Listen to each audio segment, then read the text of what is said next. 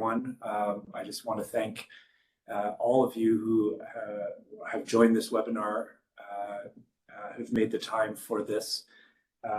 We're very pleased to bring this to you to share some of the outcomes from the Adaptation Fund Board meeting that was held just recently. I would like to invite the head of the Adaptation Fund, Mikko, to share some opening remarks, and I will be the moderator for the webinar. So thank you. Thank you very much, Rob, and I hope you can hear me well. And thank you. Good morning, good afternoon, good evening, participants. It's very nice to talk to you. And let me also extend my welcome to join this post-board webinar. We try to organize these webinars after each board meeting, and now it's been around 2 months already since the board meeting took place, but there were many things, including the COP in Brazil that took place after it. So it's taken us these 2 months to organize this meeting, but very, very good to talk to you all. So as Rob mentioned, my name is Mikko Ollikainen. I'm the head of the Adaptation Fund, and I'd like to speak about the big picture in which the fund operates and some of the topics that this webinar will cover today. We are currently implementing the fund's second medium-term strategy, which runs from 2023 to 2027. We are around a bit over halfway of that. And we are doing so in response to the increased need for adaptation finance that's expressed by countries. And as outlined in reports such as the UNEP Adaptation Gap Report. The latest version of the UNEP report that was published just before the COP shows that between 310 and 365 billion US dollars are needed in developing countries every year, which is around 12 to 14 times more than what's available as finance. So the finance that we have available is very valuable. At the same time, we are now in some of the toughest conditions the Adaptation Fund and other climate funders have faced in many years, including constrained climate finance resources and a quite difficult geopolitical environment that affects us as well. We all know that if international finance is not available, the cost of adaptation and the cost of loss and damage are covered by countries themselves or eventually the families and individuals that experience climate impacts. So we need to do whatever we can to try and prevent those impacts from happening. Nevertheless, the Adaptation Fund continues to deliver tangible high-impact adaptation results for the most vulnerable communities. To date, we've financed over 200 concrete adaptation projects worth $1.5 billion US dollars in total 108 countries. And this is, of course, growing and increasing. Nearly half of the funding that the Adaptation Fund has provided is in least developed countries and small island developing states. With its current resources, the Adaptation Fund has already produced measurable and tangible adaptation benefits on the ground for over 65 million people worldwide. The fund has protected nearly 1 million hectares of natural habitat and established more than 600 early warning systems and introduced over 100 climate adaptation policies, along with many other impacts of the projects. Through its investments in national and local capacities, innovation, learning, and project scaling up, the Adaptation Fund catalyzes impacts well beyond these individual projects, and at least 20 of our projects have been scaled up so far. Also, demand for accreditation review from the new prospective national and regional implementing entities has increased, along with increased demand for capacity building through the fund's readiness program. So the agenda of the 45th meeting of the board that took place in October responded to the board's prior decisions from past meetings and also reflected these wider trends that I just mentioned. Today, the post-board webinar sessions will cover some of these important issues, but I would like to highlight a few key board decisions already here. At the October meeting, the board gave green light to over 125 million US dollars in new adaptation projects for the most vulnerable countries, which builds on the decisions made in the previous board meeting in April of 137 million. So that means that this calendar year, the Adaptation Fund Board has given the go-ahead for more than $260 million worth of new investments, which is quite significant. The board also approved a revised strategic results framework to further strengthen the fund's monitoring and evaluation systems, which bolsters the fund's ability to demonstrate its impact, which is extremely important during these times, as we need to show that the funds that we have invested are actually making a difference on the ground. Further, the board also gave the go-ahead for the Secretariat to develop an option for a new, more streamlined reaccreditation process, which is aimed at enhancing the efficiency and transparency of the fund's accreditation programs. The board also made significant strides in advancing the fund's transition towards fully serving the Paris Agreement, reviewing and refining its draft terms and conditions for trustee services to support the fund's future operations under the Paris Agreement, and progressed on a memorandum of understanding for its Secretariat services, that is, services provided us as the Adaptation Fund Board Secretariat. And both of these things are necessary steps that will help pave the way for a smooth transition to exclusively serve the Paris Agreement. So I will not say more here.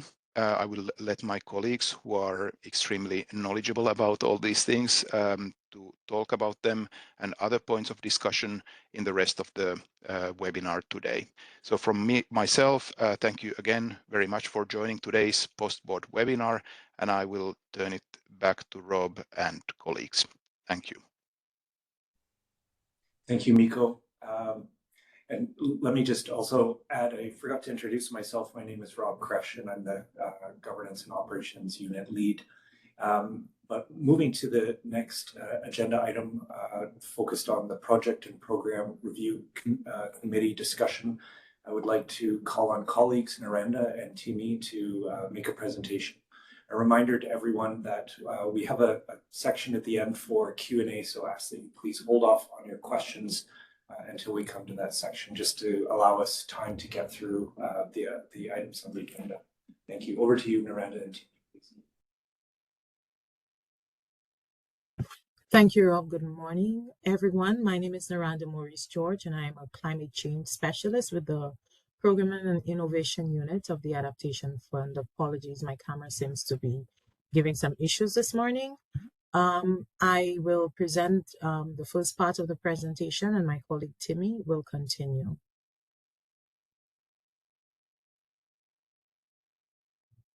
So just an overview of the key programming decisions that we had under the action window for AFB 45. We had 6 single country fully developed proposals approved, totaling $30.5 million, 9 single country concept notes endorsed for $90 million, 5 regional pre-concept notes for $106 million. We had a regional LLA aggregator program approved for $10 million, and that gives us a total of the $40.5 million, and then $196.6 million, because we had some of our proposals that were cleared but not approved for funding. We had for reaccreditation 4 single country fully developed proposals for $46.1 million, 2 single country concept notes for $13.2 million, 2 single country LLA pre-concept notes for about $10 million, and we had a regional LLA aggregator fully developed proposal for $12 million. Again, we had a total of $58 million, with $23.2 million of those, again, for pending the reaccreditation. Next slide, please. On the key programming decisions related to innovation, learning windows, and project formulation grants, recalling that we have approved the threshold for project formulation grants, therefore the amount of these grants have been increasing. We had a single country large innovation proposal for $5 million, 3 regional large innovation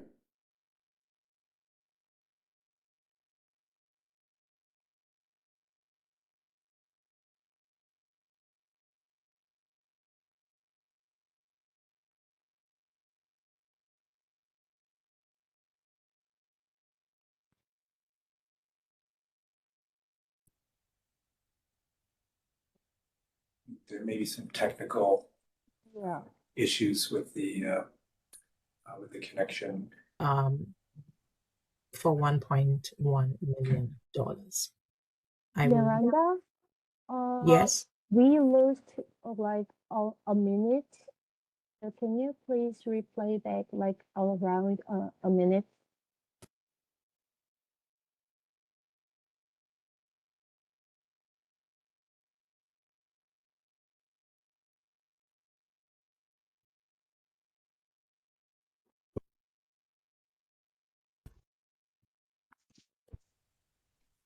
It appears that there's a technical issue with the connection. We're not hearing you, Naranda, at the moment. And we heard you, and then it cut out, and then we heard you again.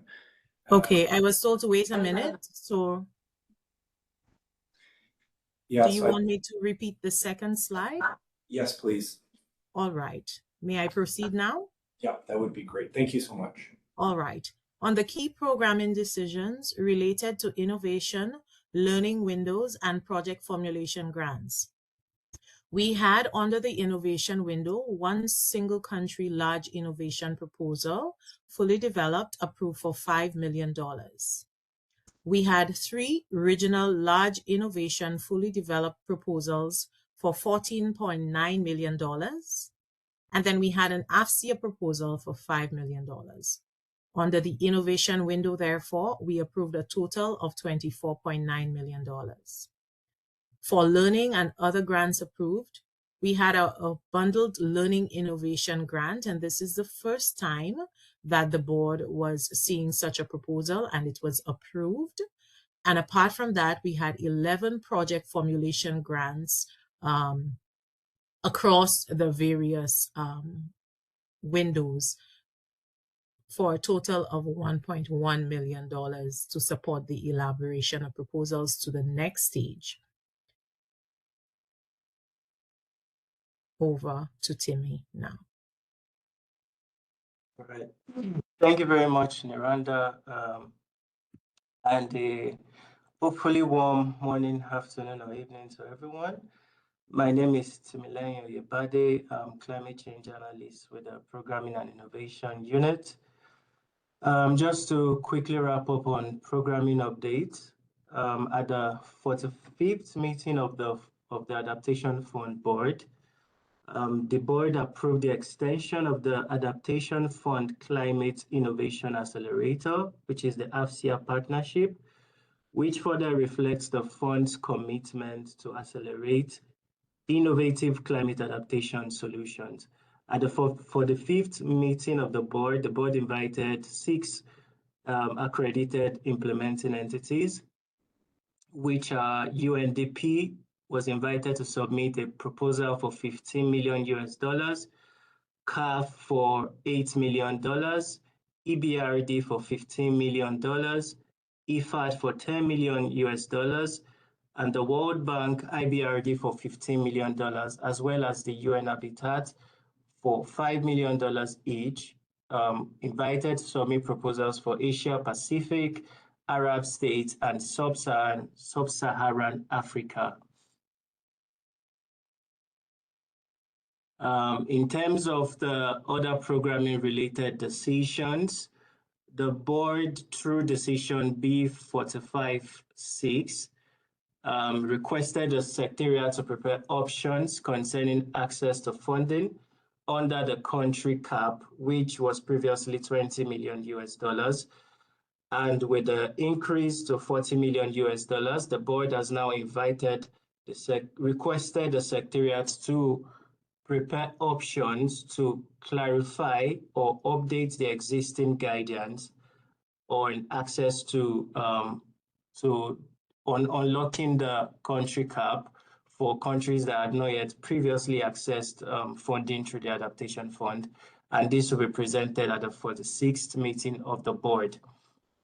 Also, 3 project formulation grants, which had not been previously utilized, were decommitted for project proposals from Costa Rica, Cuba and Panama, and Chad and Sudan, totaling a value of $250,000 through decisions B45, 45, B45, 46, and B45, 47.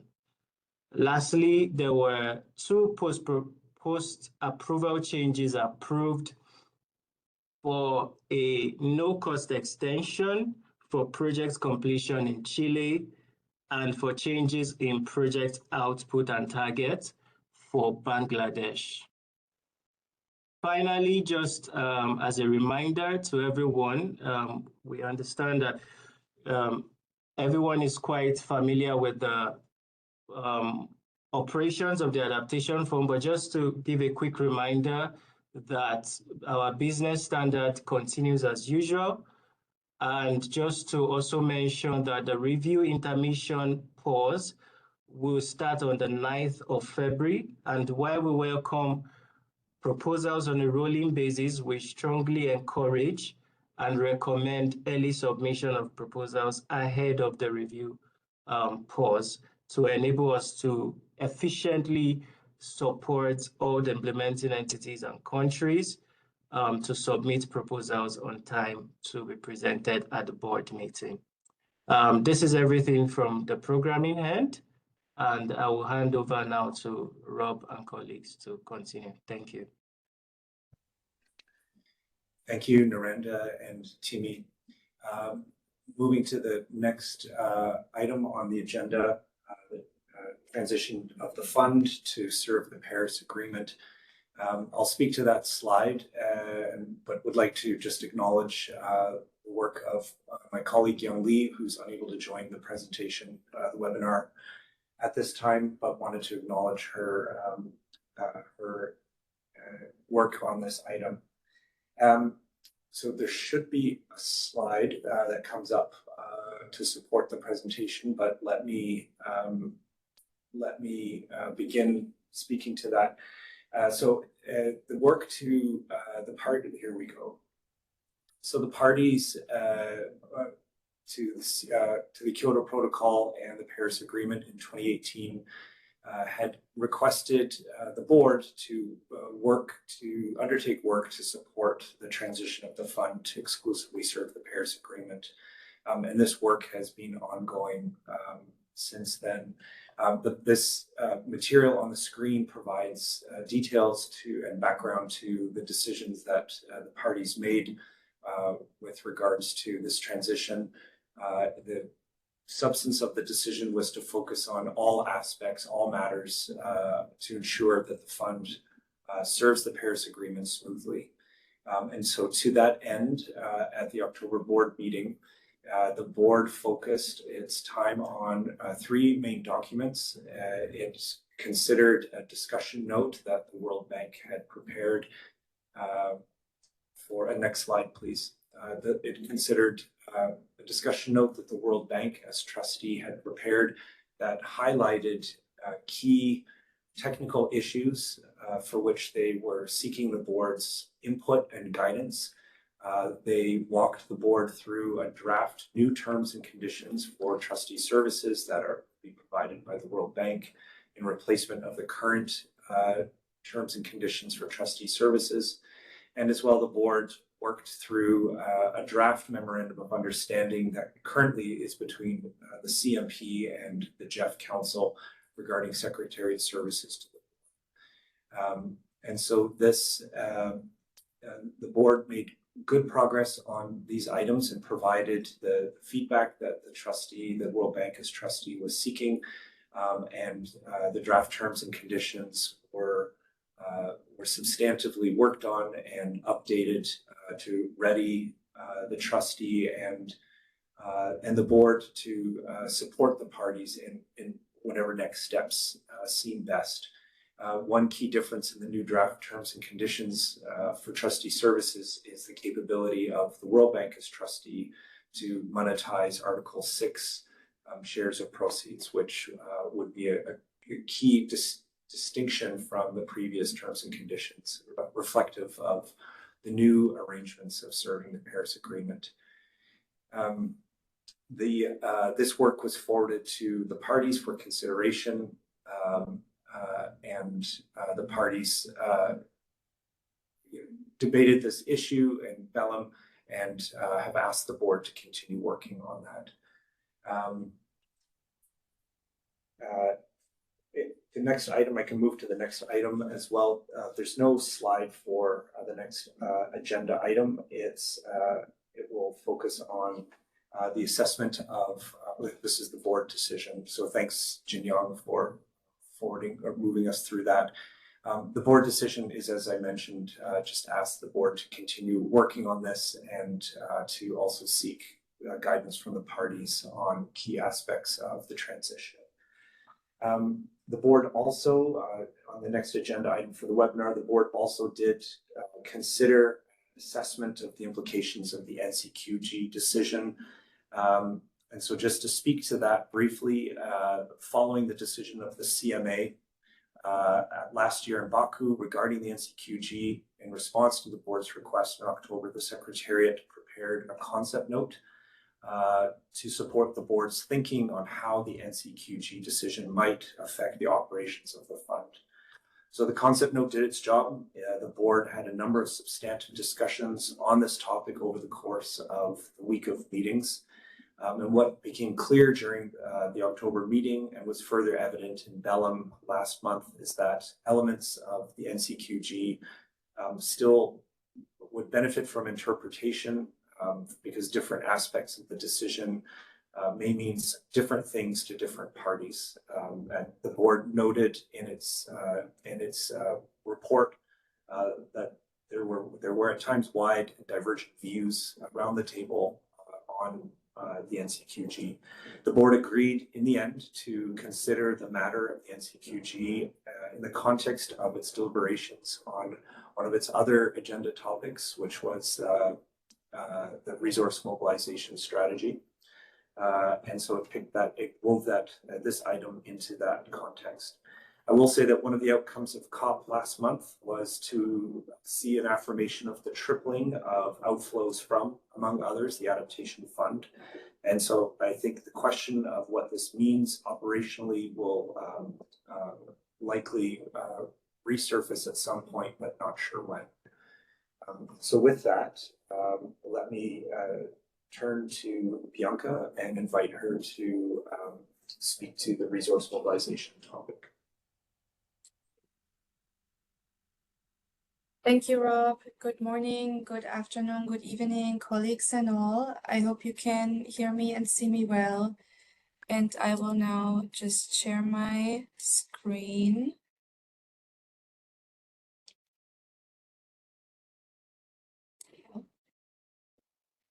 Okay, could someone please just give me a signal that you can see my presentation? I think it's coming. Sorry? It's not up yet. Oh, it's not up. Okay, thank you. 1 second.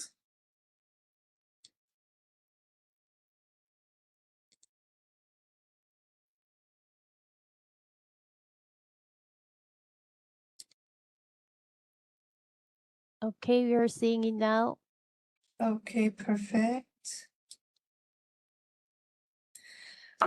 All right, thank you again. So I would now like to provide a short update on the resource mobilization efforts and strategy for the fund.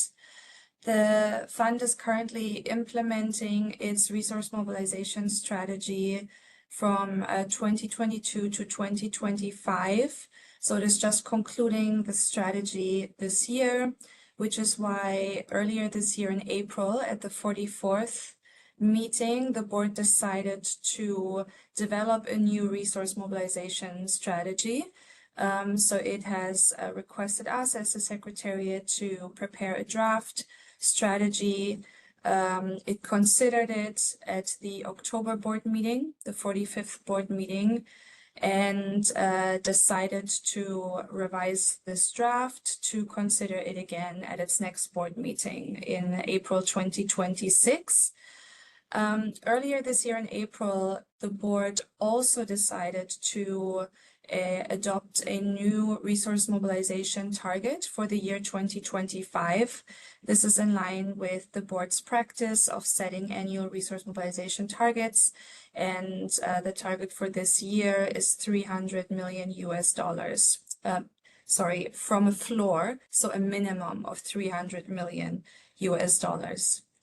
Until the board considers and approves the new resource mobilization strategy for the period 2026 to 2029, it will continue to implement its current resource mobilization strategy.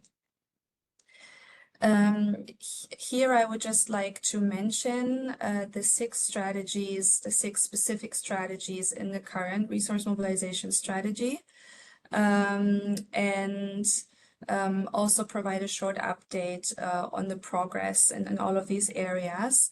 So overall, this strategy has been instrumental in enhancing targeted resource mobilization efforts and raising awareness of the fund's comparative advantage in the overall climate finance landscape. So the strategy explored options for other innovative sources of funding to scale up finance. This is also related to the fund's initial funding source of a share of proceeds from the Clean Development Mechanism. It is also set to receive a 5% share of proceeds under Article 6 of the Paris Agreement. And in the strategy, we have the mandate to explore potentially other innovative sources. The other strategies pertain to the voluntary contributions that the fund currently relies on. So it looks to secure multi-year commitments for more predictability, and in the absence of a replenishment process, we're undertaking outreach to new potential contributors, while also investing, of course, in outreach and regular communication with our current contributor governments. And finally, the fund can also receive private sector contributions and donations, and the fund is exploring additional options for mobilizing these private sector donations. I would also like to mention that on the Adaptation Fund website, there is a donate button. So even private individuals, companies, foundations can make donations through this link. And overall, as I mentioned, some progress has been achieved under the strategy. Overall, the awareness has been raised on the AF's comparative advantage, also in line with the current medium-term strategy. It's increased voluntary contributions, and you can see in the green box some of the trends compared to the previous strategy. So average annual contributions from 2016 to 2020 were $100 million per year, and under the current strategic period of 2021 to 2025, this was more than doubled to $210 million per year. Cumulatively, from all funding sources since inception, the fund has been able to mobilize $2 billion, including 1.7 from voluntary contributions. We were able to mobilize new contributor governments from 22 to 31 in this period, and to increase multi-year commitments from one multi-year contribution in the previous strategy to 8 in the current strategy. We also engaged with carbon market actors, including from the voluntary carbon market, to explore innovative and alternative funding sources, and voluntary contributions and donations under the donate button have been increased. Now, looking at resource mobilization outcomes against the targets set by the board on an annual basis, we can see that the funding amount, so both the volume but also the number of contributors, increased over the years from 5 in 2016 to 17, which was the highest number in 2021 and 2022. Overall, previously, the fund has been largely successful in meeting its resource mobilization targets. including during the challenging context of the COVID-19 pandemic in 2020. And then 2021 and 2022 were the record years, with reaching 350 million and 240 million respectively. What we're now seeing in previous years that the context has become more challenging, and the last 3 years, 2023 to 2025, the fund was not able to reach the target set by the board of 300 million. However, we're still very grateful for all the current contributors, and even this year, the fund was able to mobilize 135 million in new contributions from 10 national and subnational governments. So finally, the draft strategy that the board considered at the last board meeting, and that it will reconsider at the next board meeting. It recognizes that this next period of 2026 to 2029 is a really critical period for resource mobilization, and it has to evolve and scale the resource mobilization approach for the fund. We see an increasing demand for funding from the fund as countries are looking to implement their national adaptation plans and their nationally determined contributions. We're seeing, of course, an evolving climate finance landscape, and also a mandate from parties that the Adaptation Fund, along with other climate funds, should triple their annual outflows by 2030. Also the tripling of adaptation finance by 2035, that was just mentioned by Rob. However, all of this is set in a changing geopolitical context and decreasing aid budgets. So with all of this, let me just conclude by saying that the board is recognizing all of this and has started the discussions and will conclude them at the next board meeting. Thank you very much.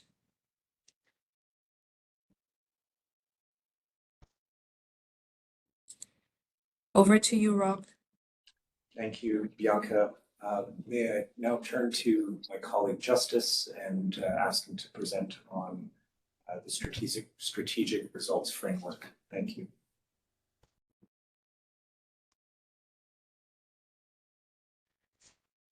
Thank you very much, Rob. Are you able to see my screen? Yes, we can. Thank you. Thank you very much. So in the last board meeting, the board made a decision on our ongoing update to our strategic results framework. Of course, for us to be able to measure the expected output, activities, outcomes, and potential impact of adaptation fund investment, we need to have a robust results framework. So the current strategic results framework has not been updated since 2019. So that is one of the main reasons why we've been working with you in the last 2 years to be able to update the current results framework. And also, since the development of the second medium-term strategy, there is the need for us to look at the existing results framework if there are areas that could be improved. And we have 2 main strategic activities that are also gotten to a point of maturity: our innovation portfolio and our locally led adaptation. And the lessons that has been learned from these processes, we want to be able to make sure that it is well captured in the strategic results framework. Then we also have the global goal on adaptation, and there is the need for us to align with the global goal on adaptation. Then over the past 15 years, the Adaptation Fund has been implementing projects. Lessons has been gathered from implementing entities. And one of the main issues they mentioned is the need for flexibility, the need for clarity on measurement, and the need for duplication. So we wanted to make sure that these constellation of issues are used to update the current strategic results framework so that it really help us to be able to track the results of our projects and to be able to report on impact that we are making with Adaptation Fund investment. What is not changing, and we've been working with you for the past 2 years, we've been collecting information from you, so you already know this, that the current strategic results framework broadly aligns with the fund goal. So we are not changing it at all entirely. There are various tweaks that we want to do for it to be quite effective based on the reasons that I've already mentioned. And we also through through the medium-term strategy. So we do not want to do a complete overhaul. And also we want to make sure that the current portfolio that exists are still able to report using the same strategic results framework, and the new portfolio that will be approved will also be able to use that. So what will be the changes that you will see when finalized? We had about 33 indicators. This has been reduced to 27. As I indicated, feedback that we'll be receiving is that we need to avoid duplication. So we have reduced this to 27. And then core indicators have been increased from 5 to 6. One of the areas that we keep getting good information from, which we've been reporting on already, but it's not currently captured in the core indicators, is policy. How adaptation fund investment is contributing to amendment to policy, new policy development, and so on and so forth. So we have added that to the core indicators, and also we have removed duplicative indicators, and we've modified unused indicators. There were some indicators that over the past 15 years, we have not been able to collect data on, or we've not been able to report on. So some of these unused indicators have been modified to make it quite easier for implementing entities to be able to report on.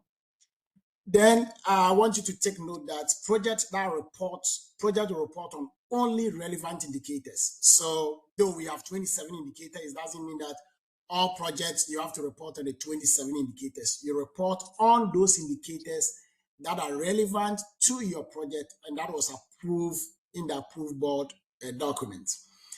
And it also focuses on improving existing indicators with flexibility for country context. So the same point, you do not have to report on all, you need to just focus on those that relate to your project. So what was the decision at B45? The decision basically approved the revised resource framework, but it requested further action to be done before it's implemented. So if you look at B, the board requested the Secretariat 1 to revise the project performance report template as needed. So before we implement the revised strategic resource framework, we need to revise the project performance report template, the PPR, so that the new changes that has been approved will be reflected on the PPR. We also need to develop guidance documents on the revised strategic resource framework so that it helps implementing entity to be able to implement it as approved in the board document. So the guidance document is currently being developed and will be coming to you as implementing entity to gather your feedback again to make sure that it is developed. And once that is developed, it will be easier to implement. Then revise the project performance report templates. I think I've already mentioned that. Then also share the items above with the implementing entities with understanding that the implementing entities were required to report per the current practices on the proposed indicator relevant to country context with mandatory alignment to at least one core indicator. So out of the 27 indicators, there is only one core indicator that will be compulsory that you need to report on. So it is not changing. It's the same business as usual. You already know that when you design a project, you have the core indicator session and the project must at least align to one of these core indicators, and that is the beneficiaries that the project would actually contribute to. Then we are supposed to consult the board when preparing the guidance document. And we are developing the consultation guideline to be able to start consulting the board on the guidance documents we are developing. The SRF, the updated SRF or the revised SRF would come into effect 3 months after the revised project performance report template and guidance document referred to in B have been shared with implementing entities. So even after we have developed all these documents listed in B, we would not still implement it unless after 3 months when we have shared with implementing entities, and we'll be consulting the implementing entities to making sure that your inputs are well captured and it reflects on what is possible, what is implementable, to make sure that we are not duplicating activities, reduce the burden, we simplify the process of reporting to the Adaptation Fund to make business with the Adaptation Fund as easy as possible, while making sure that climate rationale of our project is well respected, the business model in terms of country ownership is there, and to ensure that investment are going to the right adaptation relevant areas and resource is being collected and reported as needed. This is the end of this particular decision. Should I go ahead with the other one, or should I end here, Rob? Thanks, Justice. Maybe just to stick with the order, we can go to agenda item 8, and I will make a brief comment on the sub item A, key financial issues, and I'll ask Jin Yong if she doesn't mind putting that slide up, and then I'll come back to you if that's okay, Justice. So while Jin Yong brings that up, the Ethics and Finance Committee met during the week of board meetings and covered a number of topics which we will bring on this webinar. In terms of finance issues, the board, or the committee, sorry, heard an update on the Adaptation Fund's financial matters, including a reconciliation report of the previous fiscal year's budget, and allowed the committee opportunity to ask questions about how the Secretariat is designing and managing and implementing its budgetary resources. But I did want to take an opportunity while having NIE's and other IE's attention during this webinar to provide an update related to this topic on the online proposal submission portal. So I wanted to let NIEs know, well, IEs and NIEs in particular, know that the Secretariat is in the final stages of developing this portal. It's an improvement and upgrades and enhancements to the 5th platform. So the portal is now ready to accept proposals on the below 4 funding windows, for which NIEs are only NIEs are eligible to apply for, except for the readiness package grants. And so we would like to invite NIEs to participate as external testers by submitting proposals through the portal. For questions on the specific grants and the processes, we would ask NIE colleagues to reach out to relevant Adaptation Fund Secretariat staff for questions on those. We are working to continue developing enhancements to the portal, and prospectively are looking at February 2026 to roll out additional changes, and we will offer an online session to support end users use of the portal. So let me take this opportunity to share that little bit of news, and then now come back to you, Justice, for your brief presentation on the NDC map alignment item that was presented to the Ethics and Finance Committee in October. Thank you, Justice.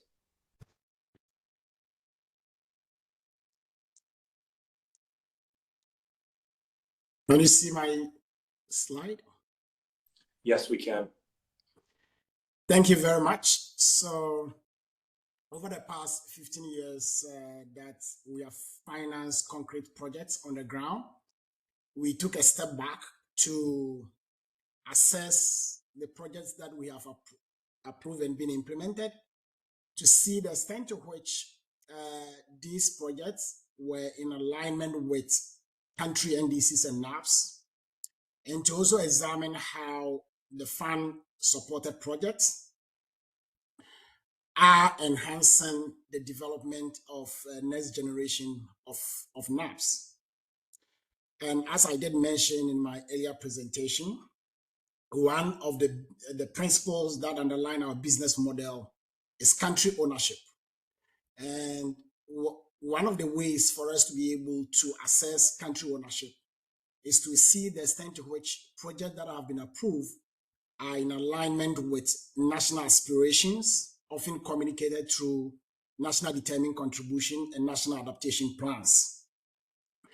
So this study was conducted, and the findings are quite good. But I want to indicate that this was an information paper to the board. So the goal was to present this to the board for the board to take note. So there's no actionable decision at the end of my presentation. The key finding is that over 80% of projects approved by the Adaptation Fund Board are in line with NDCs and NAPs. And 41% of NIEs are the same agencies and ministries responsible for NDCs and NAPs. So that informs the first point, that if NIEs are the same institution responsible for NAPs and NDCs, then of course, there is more possibilities that once projects are being developed, they already know the priorities of the country that were captured in these NDCs and NAPs. And there is also strong evidence that adaptation fund projects are informing the development of NAPs. This is because some projects were approved before NAPs were developed. So of course, the experiences that they learn in implementing these projects are very good information that they could use in developing the next generation of NAPs.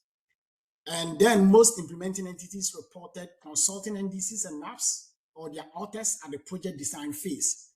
And that also explains the reasons why over 80% of our projects are in line with NAPs and NDCs.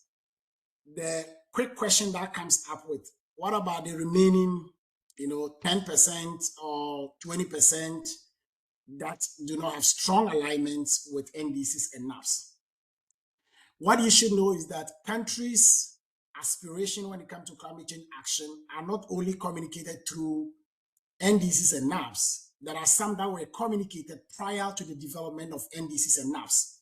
So these projects have strong country ownership, and it is linked to other national strategy documents. It could be national budgets, it could be national constitution or other national policies that are not basically labeled as NAPs and NDCs. So though we say that more than 80% have strong alignment, it doesn't mean that the remaining percentage do not have country ownership. It still have country ownership because it came from the country, and when you read the documents, you will see that it is in line with other strategy documents of the country. What are the lessons for future project development? We conclude that perfect alignment with NDCs and NAPs should not be pursued. And this statement is made cautiously because NDCs and NAPs are made in the context of high uncertainty. And if you go into the climate change literature, one of the main features of climate change is uncertainty.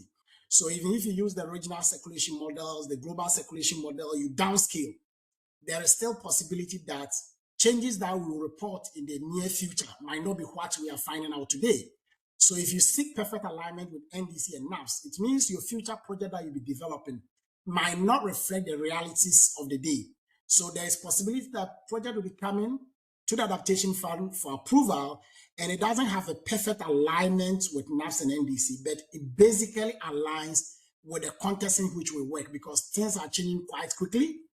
And also there might be some priorities that are relevant today, but it was not captured in the NAP that was developed 2 or 3 years ago. And that is why this statement is made. So it's made in that context. Adaptation Fund project can play a larger role in further strengthening NDCs and NAPs, because in Adaptation Fund project, we have strong resource framework and we gather lessons on the implementation of this project. So those lessons will be able to help development of future NDCs and NAPs. And when we talk about NDC, we are not focusing on the mitigation component. We are focusing on the adaptation component of the NDC. Then the third point is that adaptation funders could work together to address gaps in the implementation of NAPS and NDC. So adaptation funders, all the climate funds, and more. And the reason why this point is also made is that all the climate funders, we are working in a context called complementarities and coherence. And one of the things that we're doing is scale up. So Adaptation Fund Project and the head of the Adaptation Fund, Nico, already mentioned that at least 20 of our project has been scaled up either by the fund or other climate funds or other development partners. So if these projects align with NDCs and NAPs, basically we're working together with other adaptation funders to be able to address gaps in the implementation of NAPs and NDC. Basically, the gaps in NAPs and NDCs are in terms of how projects are designed and how these projects are receiving funding for implementation. So these were the lessons that were extracted from the study. I'll end here and happy to take a question. This public study is already on our website, so you could have access to it and be able to have a full picture of the findings of the study. Thank you very much. Thank you, Justice. The next topic for this agenda item are presentation on key TURG issues. Our colleague Vlad is traveling and had some delays in his travel and has not quite yet reached his destination. His colleague Mariana has kindly agreed to step in and make the presentation. So thank you for doing that, Mariana. Let me turn it over to you and invite you to begin the presentation when you're ready. Thank you. Thank you very much, Rob. Can you hear me all right? We can hear you and we can see your slides. Excellent. Good day, colleagues. My name is Mariana Vidal. I'm an evaluation officer with the Technical Evaluation Reference Group of the Adaptation Fund, and today I will be presenting you updates on the TURGs related matters at P45. And I'm doing this presentation, as Rob already indicated, on behalf of Vladislav Arnoldov, who is the Secretariat Coordinator of the TURG. So let's dive into these updates. Yes, so the first item that I bring to you is the evaluation of the readiness program of the Adaptation Fund.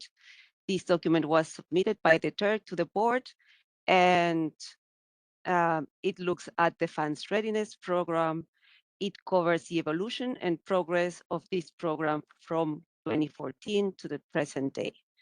It focuses on component 1 to 3 of the readiness program, their contributions to component 4, and also identifies synergies among these components. The evaluation further sought to understand how the readiness program has interacted with and learned from other climate finance institutions. And finally, the overall aim of this evaluation is to generate strategic evidence and actionable recommendations that will inform the enhanced readiness program strategy, which is currently under development. It is worth noting that the board requested that this evaluation becomes one of the inputs to this readiness strategy. And here we have the evaluation recommendations. It is worth noting here that these are still draft recommendations and that the final evaluation report will be submitted to the board intersessionally.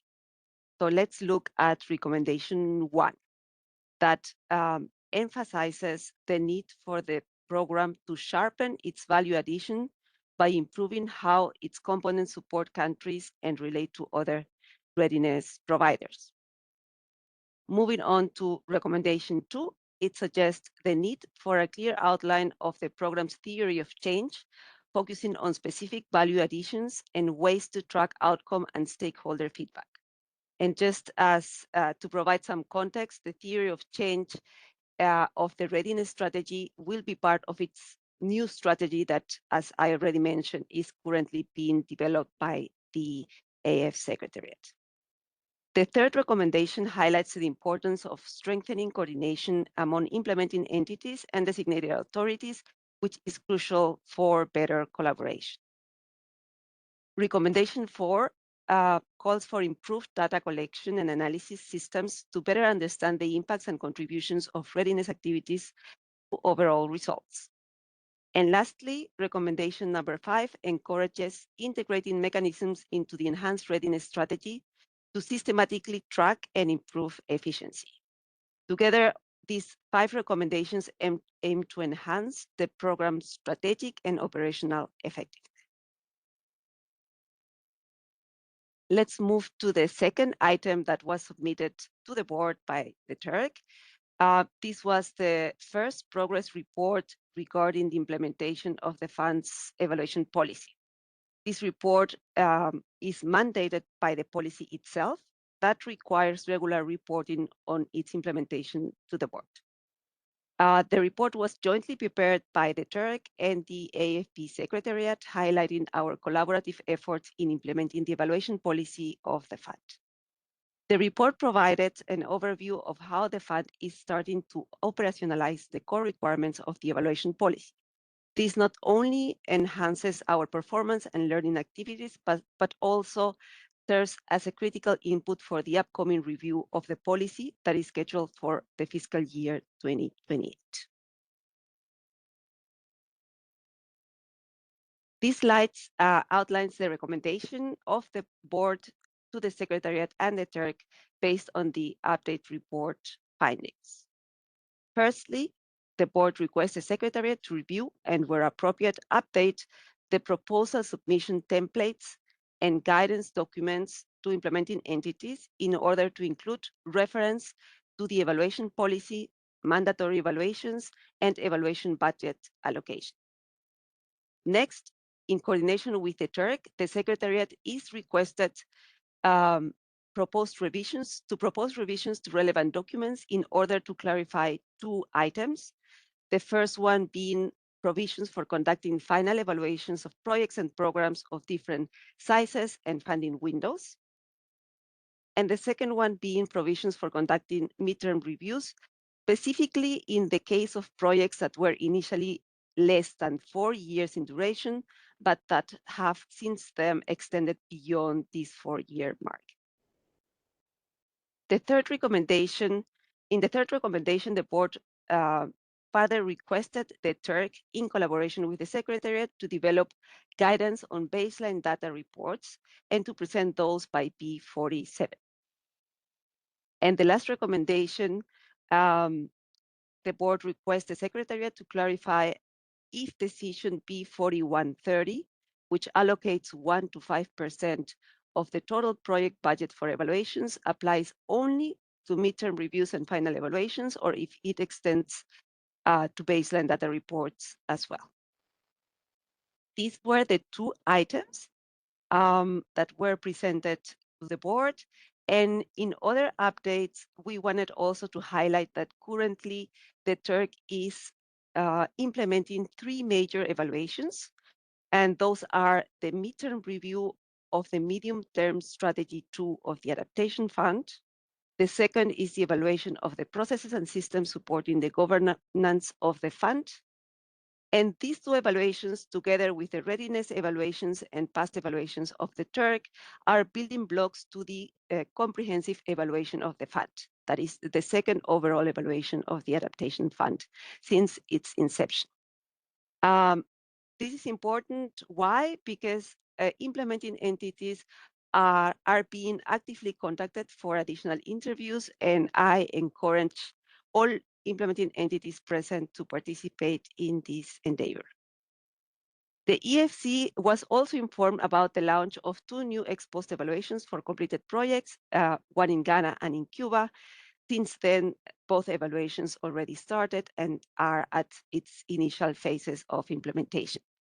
And lastly, a management action tracker has been started, operationalization, in order to track the recommendations from different Turk evaluations and how these are implemented by the fund. This again emphasizes the commitment of the fund to being a learning institution. I believe that was my last slide, and thank you very much.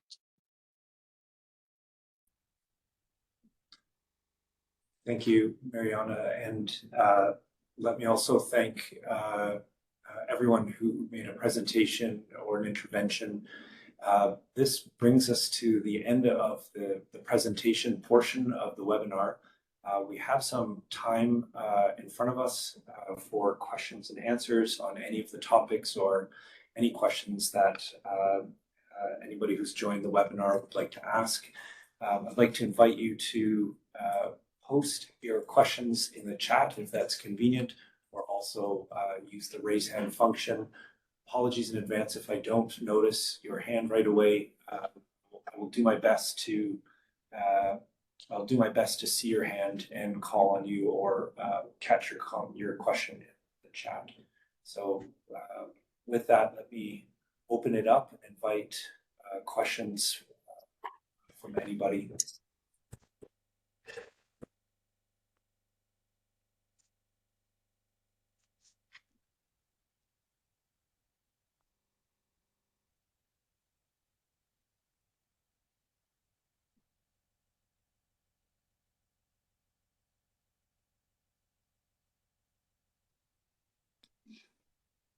I see a hand raised from Esoduna. Would you like to please come in? Thank you.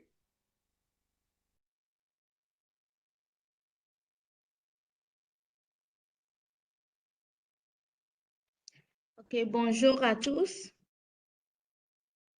Je suis Esoduna du Togo. Et merci pour les présentations qui nous ont permis d'avoir un certain nombre d'informations. J'ai quelques préoccupations que je veux soumettre à votre niveau pour avoir plus d'éclaircissements. Et dans la présentation, dans les diverses présentations, il y a un aspect de mobilisation de ressources qui a été ressorti.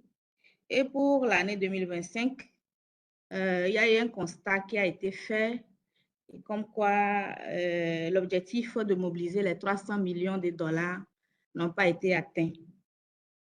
Ça, la situation a été faite jusqu'en septembre, je crois. Et j'aimerais savoir si entre la période de septembre à décembre ou novembre, est-ce qu'il n'y a pas eu des contributeurs peut-être qui se sont prononcés pour augmenter cette cagnotte? La deuxième préoccupation, ça concerne les indicateurs du fonds d'adaptation. Juste également aussi savoir si, entre-temps, des discussions ont été encore faites autour des 100 indicateurs ou quelle est la situation actuellement. Et la troisième et dernière préoccupation, c'est de savoir s'il y a des changements pour la soumission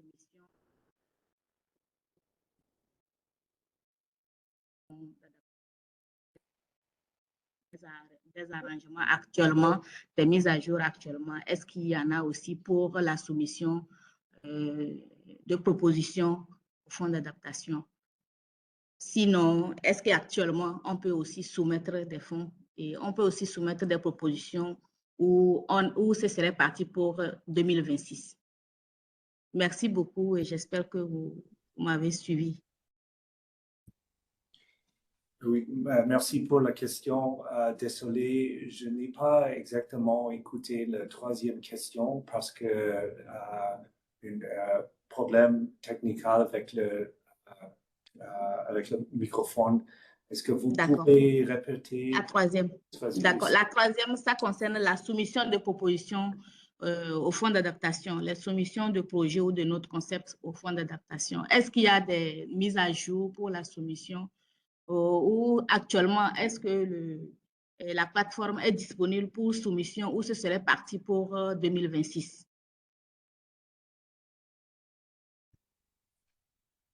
Merci pour les questions. Colleagues, does anybody on the first question, if I followed correctly, it was a question on the mobilization of resources between September and December. The second question was on the strategic results framework. And the third question, again, if I followed correctly, was on the use of the platform. So I could invite colleagues who may want to. Oui, c'est vraiment ça, c'est exactement ça. Merci. Okay. Yes. Thank you, Rob. I can start with the resource mobilization question. Do we have translation? Can I respond in English or? Yes, we have French interpreters on the call. Okay, perfect. Thank you. Yes, thank you for the question. And apologies if it wasn't completely clear. In fact, the outcome of resource mobilization for 2025 that I mentioned, the 135 million, that's the current status. So that is following COP30. So at the COP30 summit in Belém, the fund organized its annual resource mobilization dialogue. It convened the contributors. The target was communicated substantively in advance of that. And this is the final amount that could be mobilized for 2025. And while this is, of course, not the outcome we had hoped, since it does not mean the target, I would just like to mention that following the 45th board meeting, the funds available for programming for new funding decisions still amounts to $475 million. So there is still funding available for new programming. Please still submit new funding proposals. However, of course, the challenge remains in terms of the longer-term predictability for resource mobilization, which is what the new strategy is supposed to address. I hope that answers. Thank you very much. Thanks, Rob. Are you able to rehash the question on the resource framework, the indicators? I had a late switch to the English channel. Yeah. No, I didn't take careful notes on it. I don't know if maybe I could ask our colleagues. Oui, il s'agit de quelle question, s'il vous plaît? Est-ce que vous pouvez répéter la deuxième question? La deuxième question, c'est par rapport aux indicateurs du fonds d'adaptation, par rapport aux 100 indicateurs du fonds d'adaptation. Voir s'il y a une actualisation par rapport à ces 100 indicateurs ou s'il y a des mises à jour par rapport à ça ou ça reste tel quel. Puisque en temps, vous nous avez fait des présentations par rapport à ça. Nous aimerions avoir des informations nouvelles par rapport aux indicateurs du fonds d'adaptation. Merci.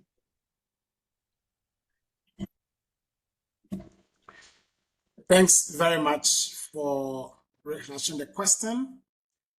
I want to indicate that since you did mention 100, I want to indicate that the adaptation fund indicators are different from the indicators or the targets under the GJA process.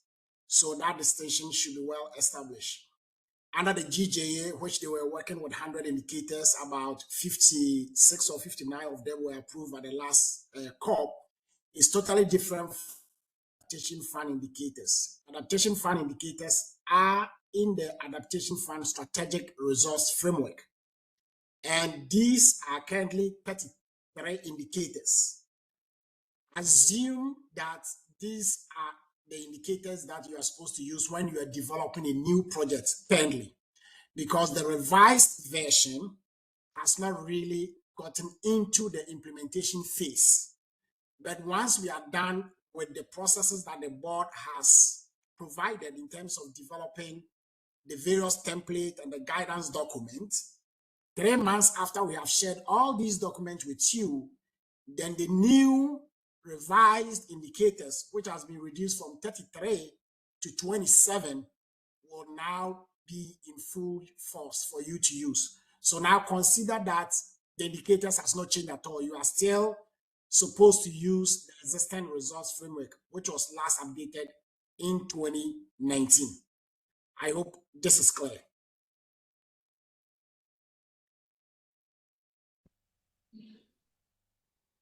Thanks, Justice. Oui, c'est bon, merci beaucoup. Oui, pour la troisième question, mon collègue Aya est la personne clé qui travaille pour l'amélioration de la plateforme. So, si c'est possible, et maintenant elle prend une vacances pour Noël et n'est pas maintenant disponible sur cet webinaire, mais c'est si possible pour peut-être que je peux vous envoyer une email pour prendre votre question technique et peut-être que je peux répondre avec cette moyenne, si c'est possible ou... Just jump in. Yeah, if you want to. Okay. Mon collègue Alyssa, peut-être une petite réponse, s'il vous plaît, Alyssa. Thank you for the question. So while the platform process is underway, you can still submit the projects through the regular process. So as you know, we have a AF submissions email, and then for each of the funding windows, whether it's regular project, innovation, or locally led adaptation, you have dedicated colleagues that need to be copied. So you can submit the proposals by the regular way. At the moment, we've completed some of the technical aspects related to the platform for the small grants, but we were asking if entities who want to submit small grants would be available to test out the platform. But for everything else, including the small grants, until the platform is completely operational, you can submit it through the regular way using the email addresses that we have on the website. I hope that is clear.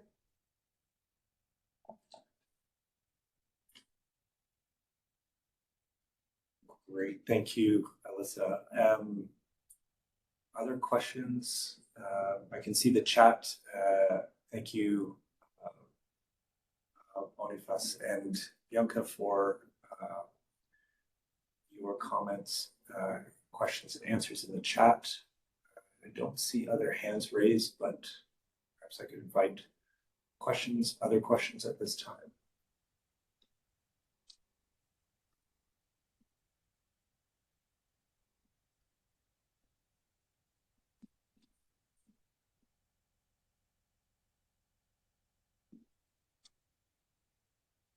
Well, if no questions at this time, perhaps I could draw this webinar to a close.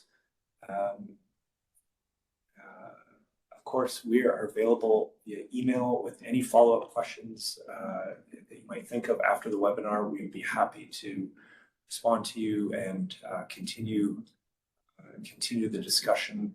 So please feel free to reach out with any questions or thoughts that you may have following the webinar. Not seeing any hands or comments in the chat at this point. Let me thank everyone who attended this webinar. Thank you, colleagues, also for your presentations and interventions. Okay, thank you. I will send an email. I see the question in the comments section. I will send an email to the list of participants for should you wish to reach out with additional inquiries, as you know.